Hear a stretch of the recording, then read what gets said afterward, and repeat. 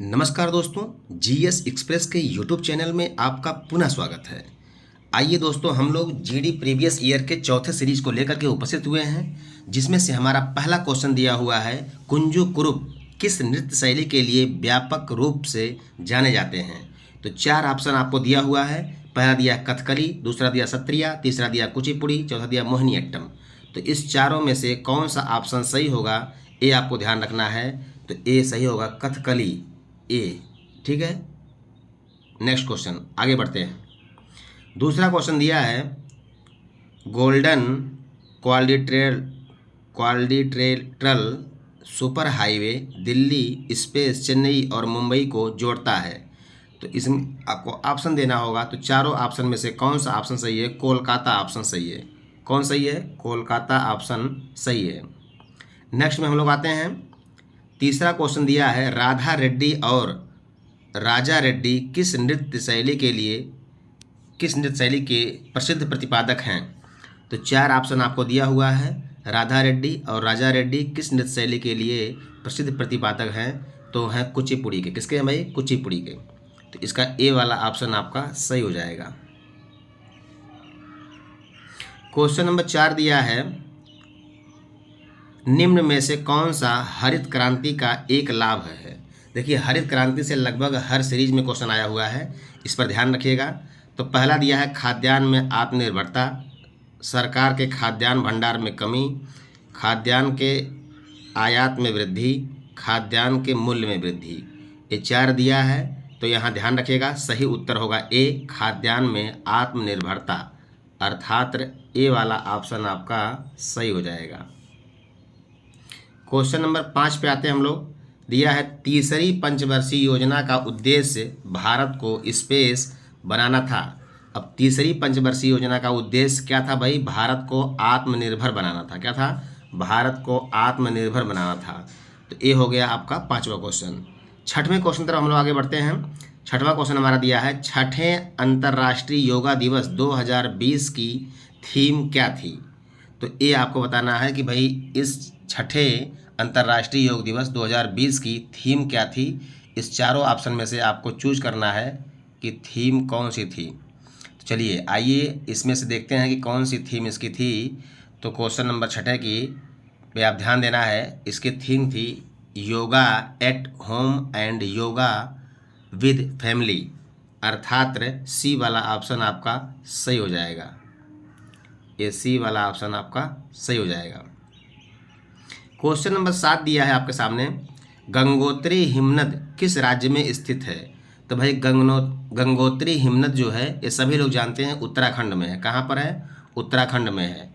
तो गंगोत्री हिमनद जो है उत्तराखंड में है। बी वाला ऑप्शन आपका सही हो जाएगा, उत्तराखंड।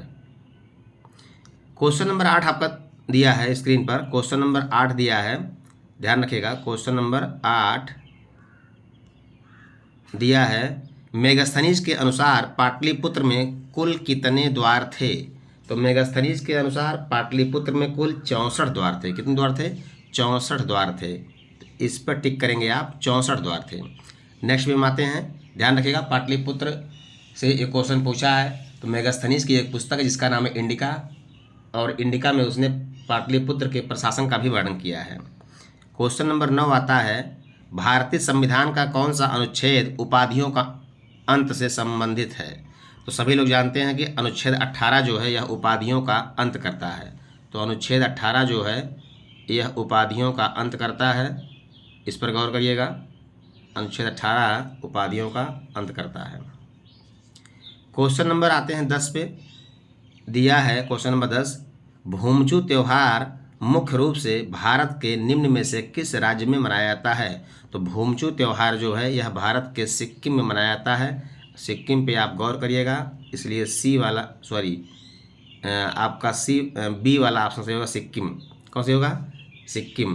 ध्यान रखिएगा, फिर से आपको टिक करना है, सिक्किम ऑप्शन आपका सही हो जाएगा।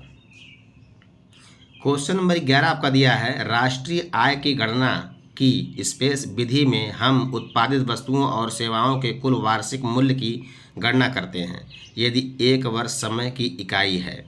तो इसमें आपको बताना है कि कौन सा ऑप्शन सही होगा, खरीद, ऋण, उत्पाद और कर।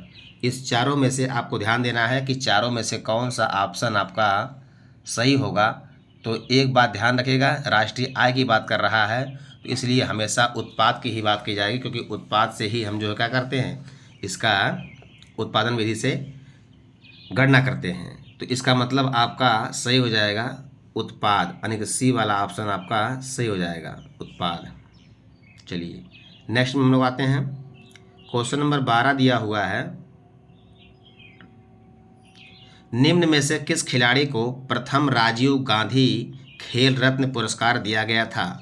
तो किस खिलाड़ी को राजीव गांधी खेल पुरस्कार प्रदान किया गया था। इस चारों में से ऑप्शन में आपको बताना है। पहला ऑप्शन है सचिन तेंदुलकर, दूसरा ऑप्शन है साइना नेहवाल और तीसरा ऑप्शन आपका दिया हुआ है मेजर ध्यानचंद और चौथा ऑप्शन दिया है विश्वनाथन आनंद। तो इसमें डी वाला ऑप्शन आपका सही होगा। ध्यान रखिएगा, विश्वनाथन आनंद को सबसे पहली बार राजीव गांधी खेल रत्न पुरस्कार से सम्मानित किया गया था। क्वेश्चन नंबर 13 आता है, निम्नलिखित में से किस प्रकार की बेरोजगारी ग्रामीण क्षेत्रों में होती है। तो ग्रामीण क्षेत्रों में बेरोजगारी मौसमी बेरोजगारी भी होती है, प्रच्छन्न बेरोजगारी भी होती है, एक और दो दोनों। तो एक और दो दोनों सही रहेगा, क्योंकि ये दोनों तरह की जो है बेरोजगारी ग्रामीण क्षेत्रों में होती है। क्वेश्चन नंबर 14 आपका दिया है, कौन सा अनुच्छेद राष्ट्रपति को किसी राज्य के राज्यपाल को एक निकटवर्ती संघ राज्य क्षेत्र के प्रशासक के रूप में नियुक्त करने के लिए अधिकृत करता है। तो इसमें ऑप्शन हो जाएगा अनुच्छेद 239(2), अनुच्छेद 239(2), अर्थात ए वाला ऑप्शन आपका सही हो जाएगा। चलिए क्वेश्चन नंबर आपका दिया है 15, निम्नलिखित में से किसने वंदे मातरम गीत को लिखा है। सभी लोग जानते हैं कि वंदे मातरम कौन लिखा है, बंकिम चंद्र चटर्जी या चट्टोपाध्याय। तो इस सी वाला ऑप्शन आपका सही हो जाएगा। नेक्स्ट में आते हैं, क्वेश्चन नंबर 16 दिया है, वर्ष 2020 में अनुसूचित जाति और अनुसूचित जनजाति के आरक्षण को समाप्त करने की समय सीमा को और कितने वर्षों के लिए बढ़ा दिया गया है।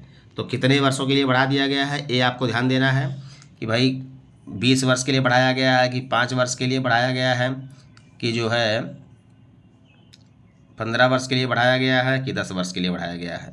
तो आपको ध्यान देना है 10 वर्ष के लिए बढ़ाया गया है, इस पर आपको टिक करना पड़ेगा, 10 वर्ष के लिए बढ़ाया गया है। तो ये आपका हो जाएगा